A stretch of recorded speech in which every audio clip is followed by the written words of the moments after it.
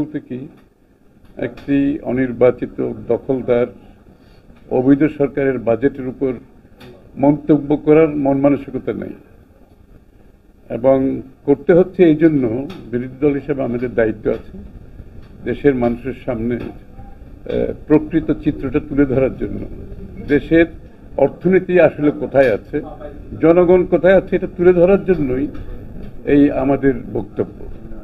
এবং প্রথমে আমাকে বলতে হয় যে বাজেট দিয়েছে, বাজেট ক্রমান্বয়ে বাজেট বাড়তে থাকবে, এটাই স্বাভাবিক, এটা নিয়ে আমার কোনো প্রশ্ন নাই। কিন্তু সেই বাজেট বাংলাদেশের ক্ষেত্রে কতটা জনগণ এবং দেশের জন্য ব্যয় হচ্ছে সেটাই হচ্ছে আজকে মূল প্রশ্ন। আমরা দেখতে পাচ্ছি 10,000 কোটি টাকার পদ্মা ব্রিজে 30,000 কোটি টাকা ব্যয় করা হয়েছে এবং সেটা রেলওয়ে লাইনের রেলওয়ের জন্য বরাদ্দকৃত টাকা ছাড়া। তো সুতরাং দেখা যাচ্ছে ব্যয়কৃত টাকার তোমরা তো তাহলে আমার তো আবার প্রথম থেকে বলতে হবে আবার এই শোনো, এগুলো তো আমার তো কনসেন্ট্রেট করে কথা বলতে হবে। তোমরা কথা বললে কিন্তু আমি আবার ডিসরাপশন হয়ে যাবে। চিন্তা সবাই রেডি, তোমরা 100% রেডি বলো, তাইলে আর কথা বলবো। হ্যাঁ, ওকে। আসলে বাজেট সম্পর্কে বাংলাদেশের বর্তমানে দখলদার অবৈধ ও নির্বাচিত সরকারের বাজেট নিয়ে আলোচনা করার আমাদের কোনো মন মানসিকতাও নাই, ইচ্ছাও নাই। কিন্তু দেশের সবচেয়ে বড় দল হিসাবে জনগণের প্রতি আমাদের দায়িত্ব আছে বিধায় আমরা প্রকৃত অর্থনৈতিক চিত্রটা, ইকোনমিক চিত্রটা তুলে ধরার জন্য আপনাদের সামনে এসেছি। এবং মূলত যে বাজেটের কথা বলা হয়েছে, এই 7 লক্ষ কোটি টাকা কাছাকাছি বাজেটের অঙ্ক দেওয়া হয়েছে।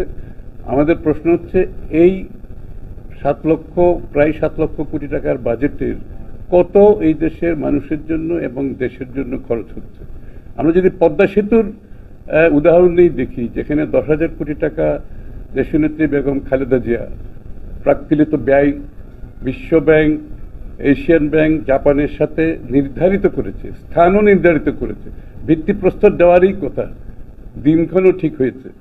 তো সেই 10,000 কোটি টাকা এখন 30,000 কোটি টাকা হয়েছে।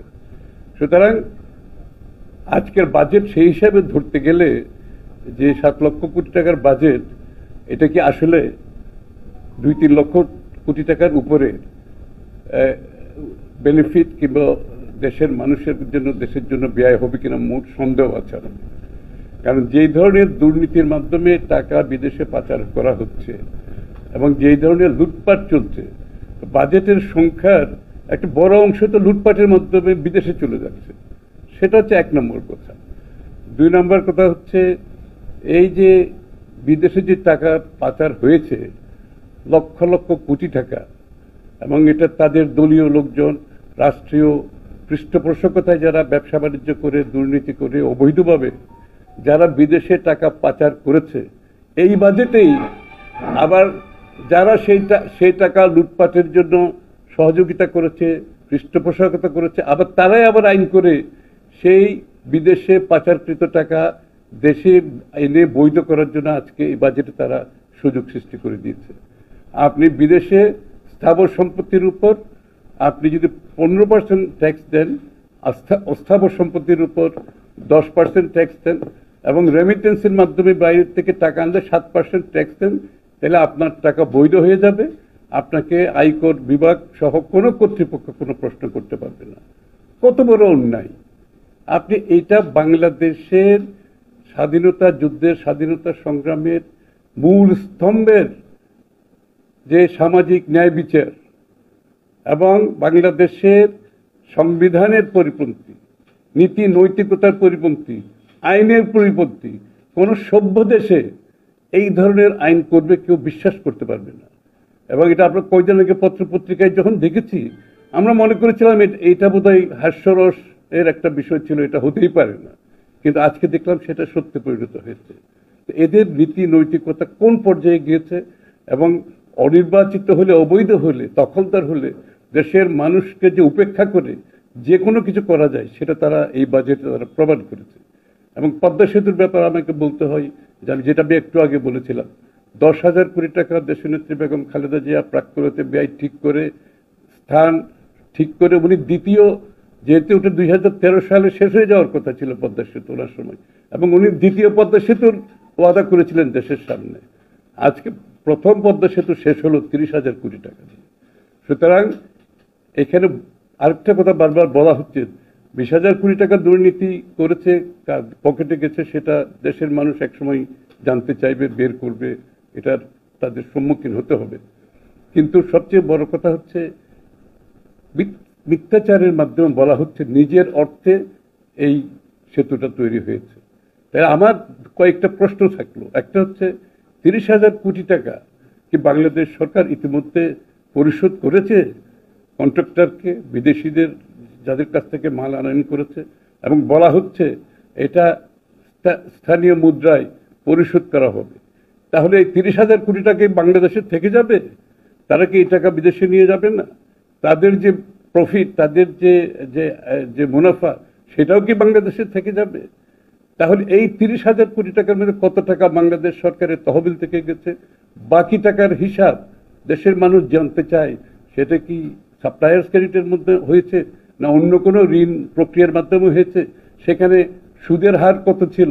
এটা পরিশোধের টার্মস অ্যান্ড কন্ডিশনগুলো কি? এগুলো দেশের মানুষ কিছুই জানে না।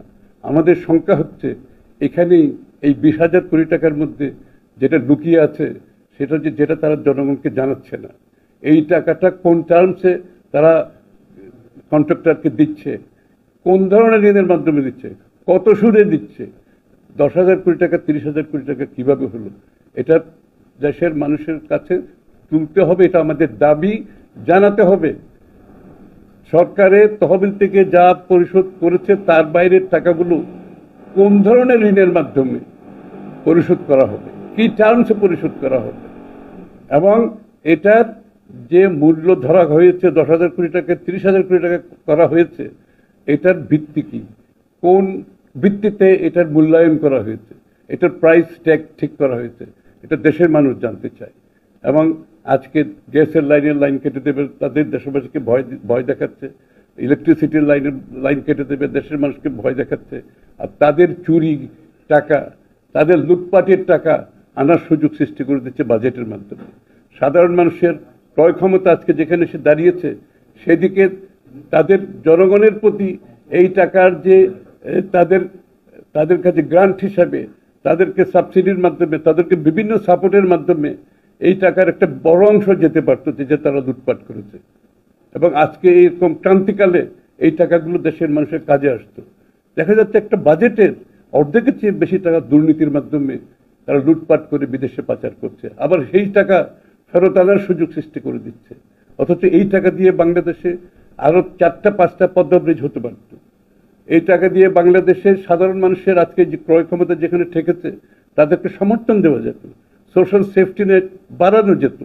আজকে বিভিন্ন জায়গায় যে আমাদের চিকিৎসার অভাবে মানুষ ক্ষতিগ্রস্ত হচ্ছে, স্বাস্থ্যসেবার জন্য সেটা ব্যয় করা যেত, শিক্ষার জন্য ব্যয় করে যেত। অথচ সব টাকা লুটপাট করে আজকে তারা বড় বড় বাজেটের নাম দিচ্ছে, জনগণের পকেট থেকে নিচ্ছে, উচ্চ মূল্যের বিদ্যুৎ বিল, উচ্চ মূল্যের গ্যাস বিল এবং বিভিন্ন ট্যাক্সের মাধ্যমে আজকে তারা জনগণের টাকা নিয়ে লুটপাট করে বিদেশে পাচার করে আজকে দেশের যে ক্রান্তি লগ্নে আমরা আজকে এসেছি, আজকে ডলার টাকার মূল্য 100 টাকার উপরে চলে যাচ্ছে। এটা দেশের মানুষকে এই টাকার যে দিয়ে ইম্পোর্ট ইনফ্লেশন হবে, এটাও বাংলাদেশের মানুষের পকেট থেকে যাবে। এবং প্রত্যেকটি যে আজকে আপনি দেখবেন যে বিভিন্নভাবে যে ট্যাক্সের কথা বলা হচ্ছে, এগুলো কিন্তু মূলত সাধারণ মানুষের পকেট থেকে যাচ্ছে, বিএটির মাধ্যমে যাচ্ছে, ওই আপনার ইলেকট্রিসিটি, গ্যাস ইত্যাদির মূল্য বৃদ্ধির মাধ্যমে যাচ্ছে। এবং দেখা যাচ্ছে পাওয়ার প্ল্যান্টগুলো বসে বসে তাদেরকে এই টাকা দেওয়া হচ্ছে, জনগণের ট্যাক্সের টাকা। না, বাজেট বাস্তবায়ন করতে না পারার কারণে জনগণের কাছে তো টাকাও যাচ্ছে না, এবং যাচ্ছে, আর যেটুকু খরচ করছে সেটাও বাস্তবায়ন হচ্ছে না। সুতরাং তাদের কাছে টাকা যাচ্ছে না, অথচ তাদের জীবনযাত্রার মান কষ্ট কিন্তু বেড়ে যাচ্ছে। তাদেরকে এই টাকা নিজের পকেট থেকে দিতে হচ্ছে, কিন্তু তাদের পকেটে টাকাগুলো চলে যাচ্ছে যারা লুটপাট করে বিদেশে নিয়ে যাচ্ছে, এবং যারা বাস্তবায়ন করতে পারছে সাধারণ মানুষ দুই দিক থেকে কিন্তু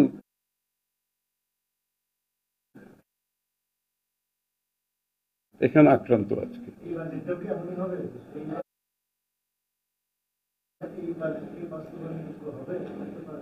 না, এই বাজেট তো আমি বললাম, এই বাজেটের কত টাকা তারা সরকারি পৃষ্ঠপোষকতায় লুটপাট করবে, আর বাকি যে টাকা থাকবে লুটপাটের পরে সেই টাকাটা বাস্তব। সুতরাং মানুষ সব দিক থেকে আক্রান্ত আছে। দ্রব্যমূল্য আর সবকিছুর ঊর্ধ্বগতিতে যখন হাতির অবস্থা দুর্বিষহ, আসলে এই বাজেটে কিছু কি আছে তাহলে জনগণের জন্য কিছু কি আছে? না, এখানে তো এখন প্রথমত অর্থনৈতিকভাবে আজকে প্রধান যে বাংলাদেশের দ্রব্যমূল্য যেখানে গিয়ে এসে দাঁড়িয়েছে এবং আগামী দিনে যেখানে যাচ্ছে, প্রথম আজকে সরকারের উচিত ছিল আমি মনে করি সবচেয়ে বড় অঙ্কের বাজেট তাদের সাবসিডাইজ করা, এই কৃষক থেকে শুরু করে যারা উৎপাদনের সাথে জড়িত তাদেরকে সাবসিডাইজ করা, যাতে করে তারাও নিয়ন্ত্রণে রাখতে পারে। এবং সবচেয়ে বড় কথা হচ্ছে লুটপাট বন্ধ করা, এবং লুটপাট বন্ধ না হলে এই কষ্ট কিন্তু জনগণকে দিতে হবে। যারা লুটপাট করে টাকা ঢুকাচ্ছে দিনের শেষে এই টাকা কিন্তু জনগণের পকেট থেকে তো আসতে হবে, মানে টাকা আসবে কোত্থেকে? টাকা তো আর আকাশ থেকে পড়ে না, দিনের শেষে টাকা দিতে হয় জনগণকে। সুতরাং এইটা হচ্ছে প্রধান হচ্ছে যে লুটপাট দুর্নীতির মাধ্যমে একটা বিশাল অংশ চলে যাচ্ছে, যেটা জনগণকে আজকে পে করতে হচ্ছে। যেমন গ্যাসের মূল্য, যারা দুর্নীতিবাজ পাওয়ার প্ল্যান্ট আজকে বসে বসে থেকে তাদের টাকা দিচ্ছে, এই টাকা তো জনগণ থেকে নিচ্ছে, গ্যাসের উচ্চ মূল্য জনগণ থেকে নিচ্ছে, কিন্তু এই টাকা তারা লুটপাটের মাধ্যমে বিদেশে নিয়ে যাচ্ছে, তার মাধ্যমে যে টাকা তাদের কাছে ফেরত যাচ্ছে না, টাকাগুলো আবার যারা লুটপাট করে তারাই নিয়ে যাচ্ছে। এখন আমাদের ট্যাক্স যে পরিমাণ আছে প্রত্যেকটা পণ্যের সাথে যে ধরনের ট্যাক্সে গিয়ে এটা কি ধরনের ইম্প্যাক্টটা পড়বে এই অর্থের সংকুলন করতে? না, ট্যাক্সে তো পড়বে, আমি তো বলছি যেটা দিনের শেষে টাকাটা তো জনগণ থেকে গভর্নমেন্টকে দিতে হচ্ছে। সুতরাং এই যে উচ্চ মূল্য, এই যে বাজেটের যে এত বড় একটা বাজেট দিয়েছে, এটা বাস্তবায়ন করতে গেলে দিনের শেষে জনগণকে তো টাকাটা দিতে হচ্ছে, এটা তার অন্য কোনো সোর্স নাই। আর যে লোন বিদেশ থেকে যে ঋণ নিয়ে যে টাকাগুলো আনছে, এগুলো একটা বড় অংশ তারা লুটপাটের মাধ্যমে নিয়ে যাচ্ছে, এবং পুরো অংশটা যেটা লুটপাট করে নিয়ে যাচ্ছে, যেটা ব্যয় করছে, দুটোই কিন্তু জনগণকে পে করতে হবে। আপনি পদ্মা ব্রিজের টোল যেটা অর্ধেকের চেয়ে কম হওয়ার কথা, এটা কেন? এটা তো জনগণকে দিতে হবে না? এই যে দুর্নীতির জন্য তো টাকাটা দিতে হচ্ছে। 10,000 কোটি টাকা দিয়ে হলে 3 ভাগের 1 ভাগ টোল হতো, আজকে তারা 30,000 কোটিতে নিয়ে গেছে দুর্নীতির মাধ্যমে, তিন ডবল আপনার টোল দিতে হচ্ছে জনগণ। একইভাবে বিদ্যুৎ, গ্যাস এবং দৈনন্দিন জীবনে যে আমরা খাদ্য পণ্য থেকে শুরু করে যে ব্যয় হচ্ছে, সব জায়গায় জনগণ তো ট্যাক্স দিচ্ছে। আপনি প্রত্যেকটা জিনিস যে ক্রয় করছে জনগণ, এটার একটা ভিএটি আছে, তো ভিএটি তো জনগণের কাছে যাচ্ছে। যে উচ্চ মূল্য হচ্ছে তার উপর আবার ভিএটি যোগ হচ্ছে। আগে যদি ভিএটি আপনি 10 টাকা দিতেন, এখন ভিএটি হবে 12 টাকা, তো 12 টাকা তো জনগণকে দিতে হবে। এত বড় একটা বাজেট, কিন্তু এখন আমরা যারা সাধারণ মানুষ, আমি যদি একজন সাধারণ মানুষ হিসেবে যদি ধরি, এই উচ্চ মূল্যের বাজারে এই বাজেটটাকে আপনারা কিভাবে দেখছেন? মানে দ্রব্যমূল্য আমি তো বললামই, এই বাজেটের মূল সমস্যা হচ্ছে যে বাজেটের একটা বড় অংশ, প্রত্যেকটি বাজেট আমরা দিই, যে আমরা পদ্মা ব্রিজের এক্সাম্পলটা একটা দিলাম, এই যে ফ্লাইওভার গুলো আছে, রাস্তাঘাটে 3 গুণ 4 গুণ 5 গুণ বেশি ব্যয় করে যে টাকাটা খরচ তো হচ্ছে না, টাকাটা লুটপাট হচ্ছে, দুর্নীতির মাধ্যমে টাকাটা নিয়ে যাচ্ছে। তো দিনের শেষে এই চাপটা তো জনগণের উপর আসছে। সুতরাং জনগণের কে সমর্থন করার জন্য যে টাকাটা সরকারি তহবিলে থাকার কথা, সেই টাকাটা তো আজকে নাই বলে চাপটা আরো বেড়ে যাচ্ছে। নাইলে তো আপনার যদি আমাদের সোশ্যাল সেফটি নেটে এগুলো সাপোর্ট দেওয়ার কথা, আমাদের সাবসিডির মাধ্যমে এগুলো সাপোর্ট দেওয়ার কথা, এবং বিভিন্ন ভাবে যেখানে জনগণের জীবনযাত্রার মান ক্ষতিগ্রস্ত হচ্ছে সেখানে সরকারের সাপোর্ট দেওয়ার কথা, সেই সাপোর্ট দেওয়ার মতো সামর্থ্য নাই, যেহেতু বেশিরভাগ টাকা তারা বাইরে নিয়ে যাচ্ছে। দেশের মধ্যে যে টাকাটা আছে সেখানেও তারা বাস্তবায়ন করতে পারছে না। তারা দুই দিক থেকে জনগণ ক্ষতি করছে। এই বাজেটটা কি আমাদের তুলনায় উচ্চবিলাসী কিনা এবং এটা বিএনপি প্রত্যাখ্যান করছে কিনা? না, প্রত্যাখ্যান এগুলো বলে কোনো লাভ নাই। যেখানে আমরা একটা দখলদার সরকারের আমরা বাজেটের প্রতিক্রিয়া জানাচ্ছি শুধুমাত্র দেশের মানুষের অবগতির জন্য, কথাগুলো তুলে ধরার জন্য। সুতরাং এই যে একটা অবৈধ সরকারের বাজেট আমরা কোনোভাবেই সমর্থন করতে পারি না। এবং অবৈধ সরকার হওয়ার কারণে এই যে আজকে যে জনগণ যে অবস্থা যেখানে এসে দাঁড়িয়েছে সেটা তার বলার অপেক্ষা রাখে। বাজেটটা কি উচ্চবিলাসী? আপনি যে কথাগুলো বললেন এতে কি এখন বোঝা যায় যে জনগণ আরো চাপের মুখে পড়বে? অবশ্যই চাপের মুখে পড়বে। কারণ হচ্ছে তাদের সর্বমুখী চাপ। না, বিকজ আপনি মেগা প্রজেক্টের নামে যে লুটপাট বাংলাদেশে হয়েছে, পদ্মা ব্রিজের যে উৎসবের কথা হচ্ছে, এটা লজ্জার কথা। 10,000 কোটি টাকা যেখানে বেগম খালেদা জিয়া স্থির করে গেছে এবং যেটা পরবর্তীতে এই আরবি সমর্থিত 111 গভর্নমেন্ট ওইটা ওনারা 10,000 কোটিতে ওই টাকাতে রাজি হয়েছে এবং ওই প্রকল্পের ভিত্তিপ্রস্তর স্থাপনের দিনক্ষণ স্থান সব ঠিক হয়ে গেছে। সেই প্রজেক্ট আজকে তারা 30,000 কোটি টাকা করছে। এটা এই টাকার বাকি টাকা জনগণকে দিতে হবে না, জনগণকে বিভিন্ন ভাবে দিতে হবে। চাপটা কি শুধুমাত্র জনগণের চাপ মানে ক্রয় মানে নিত্যপণ্যের ক্ষেত্রে পড়বে নাকি পুরো জীবনযাত্রার মধ্যে চতুর্দিকে মানুষকে আবার ঘিরে ধরবে, মানে মানুষকে আরো চাপের মধ্যে? মানুষের জীবনযাত্রার মান যখন কমতে থাকে তখন তো এই চাপটা তো সব জায়গায় এফেক্ট করবে। এটা তার দৈনন্দিন জীবনে তার পুষ্টির উপর আঘাত করে, তার স্বাস্থ্যের উপর আঘাত করে, তার মানসিক অবস্থার উপর আঘাত করে, তার শিক্ষার ব্যবস্থার উপর আঘাত করে, তার পারিপার্শ্বিক তার যে অবস্থান সেটার উপর আঘাত করে এবং তার অধিকার তো বাংলাদেশে নাই। সুতরাং অধিকারের কথা তো বলে রাখবে, আমি খালি আর অর্থনৈতিক সেক্টর বলছি, অধিকার তো নাই। সুতরাং অধিকারহীন অর্থহীন একটি জাতি যে এইভাবে চলতে পারে সেটা তো আশ্চর্য হওয়ার কিছু নাই। কারণ বাংলাদেশে দিনের শেষে যাদের কোনো জবাবদিহিতা নেই তারা যে কোনো সিদ্ধান্ত নিতে পারে। আপনি দেখেন না যে পাচারকৃত টাকা নিয়ে আসা আইন করছে একটা বাজেটে, পাচারকৃত টাকা, এবং এদের শাস্তি হওয়া দরকার। এদেরকে বিচারের আওতায় এনে এদের ওই সম্পদ বিদেশ থেকে ফিরিয়ে আনার ব্যবস্থা করা দরকার। এটাই হচ্ছে বিশ্বের সব জায়গায় আইন। এটা হচ্ছে বাংলাদেশ সংবিধানের কথা। এটা হচ্ছে বাংলাদেশের স্বাধীনতার মূল স্তম্ভ, সামাজিক ন্যায় বিচারের কথা। তারা সবকিছু আজকে সবকিছু ভায়োলেট করছে। তারা ভায়োলেট করে একটা রুল অফ জঙ্গলস বলে না, জঙ্গলের আইন আজকে বাংলাদেশে এই মুহূর্তে জঙ্গলের আইন চলছে। মানুষের নিরাপত্তা যেভাবে, অর্থনীতির ক্ষেত্রে, লুটপাটের ক্ষেত্রে এবং এই যে দুর্নীতিকে সহায়তার ক্ষেত্রে একটা জঙ্গলের আইন বিরাজ করছে বাংলাদেশে।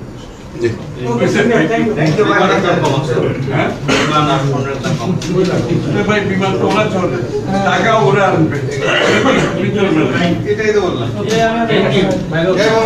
Thank you.